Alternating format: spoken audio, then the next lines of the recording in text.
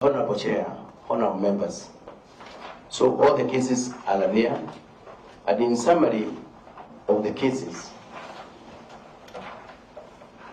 the victims, after the report was made, we have already found 22 of them. They have been found alive.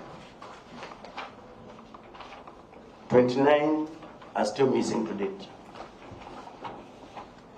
Victims found dead, there are 6, making a total of 57 of all those who have been reported missing.